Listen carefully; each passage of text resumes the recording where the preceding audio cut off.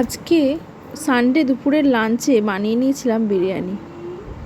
এই যে বিরিয়ানিটা দেখতে হয়েছে, দেখুন খেতে হয়েছিল একদম অসাধারণ। রেসিপিটাই নিয়ে চলে এসেছি আজকে আপনাদের কাছে, আপনাদের সাথে শেয়ার করব বলে। প্রথমে কিছু গোটা গরম মশলা যা যা লাগে, শাহি গরম মশলা অ্যাকচুয়ালি নিয়ে নিয়েছি, বেরেস্তা ভেজে নিয়েছি, ডিম সেদ্ধ করে নিয়েছি, আর সামান্য আদা রসুন পেস্ট করে নিয়েছি। আর এদিকে বিরিয়ানির মশলাটাও গুঁড়িয়ে নিয়েছি মিক্সারে।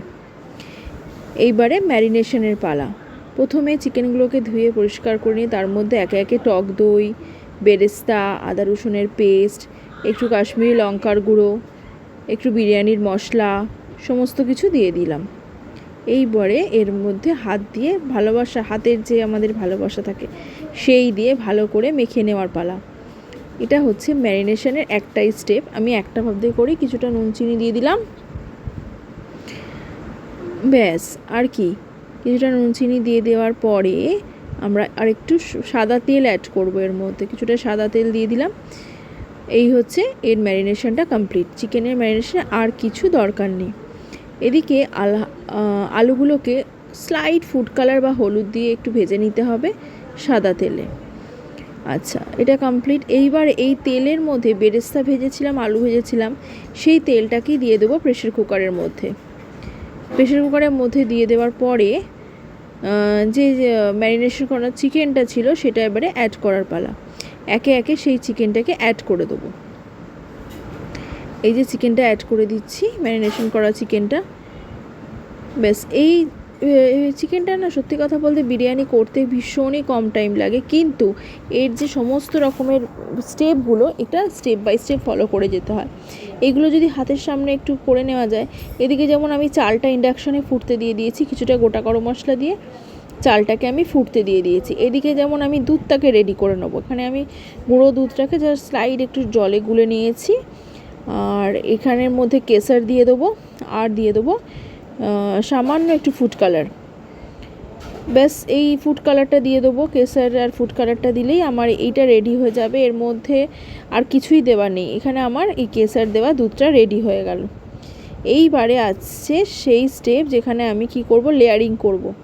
প্রথমেই একটা হাঁড়ির মধ্যে একটু ঘি মাখিয়ে নিয়েছি। ঘিয়ের মধ্যে আমি পুরোপুরি যে চিকেন আর আলু সেদ্ধ করা জিনিসটা ছিল প্রেশার কুকারের মধ্যে, যেটা অ্যাকচুয়ালি করেছি, সেটা দিয়ে দিলাম। তারপরের স্টেপেই দিয়ে দেবো কি ভাতটা, পরের লেয়ারই দিয়ে দেবো ভাতটা। এখানে আমি যেহেতু আমার মোটামুটি 700 মতো চাল আর 800 মতো চিকেন ছিল, সেই জন্য আমি একই লেয়ারে করব। একটু বেশি যদি হতো তাহলে বেশি দিতাম। আর এর মধ্যে দিয়ে দেবো কিছুটা করে করে বিরিয়ানি মশলা। আর ভাতটাকে এমনভাবেই সেদ্ধ করবেন যাতে কি না নুনটা প্রপার ভাতে ঢোকে, তাহলে আর পরের স্টেপগুলোতে নুন দেওয়ারই দরকার পড়ে না। এর মধ্যে কিছুটা ঘি অ্যাড করে দেবো। তার মধ্যে ঘি অ্যাড করে দেওয়ার পরে এবারে একে একে বাকি জিনিসগুলোও দিয়ে দেবো। এই যে আর একটা লেয়ার দিলাম শুধু ভাতের। চিকেনটা কিন্তু তলাতেই আছে, চিকেন আলুটা তলাতেই আছে। আর একটু বিরিয়ানি মশলা, আচ্ছা, আর ওই যে দুধটা রেডি করেছিলাম সেইটা। আর দিয়ে দেবো ডিমগুলোকে হালকা ভেজে নিয়েছিলাম। আর দিয়ে দেবো বেরেস্তা ভাজাগুলোকে ওপর থেকে। ব্যাস, আমার এখানে ম্যারিনেশন কমপ্লিট, লেয়ারিং কমপ্লিট হয়ে গেল। আর কি, আর তো কোনো জ্বালাই নেই। ব্যাস, এবার জাস্ট মোটামুটি দমে বসিয়ে দিতে হবে 5 মিনিট মতো হাই ফ্লেমে, তারপরে 15 মিনিট মতো একদম লো ফ্লেমে একটা চাটুর ওপরে, গ্যাসের ওপরে বসিয়ে দিতে হবে। বন্ধ করে দিলাম, চাটুর ওপর, গ্যাসের ওপর এটাকে বসিয়ে দেবো। এই যে হয়ে গেল। এই যে এবারে আমি একটু ফ্রি হয়ে গেছি, এবারে আমি একটু খাবো, খেতে বসবো।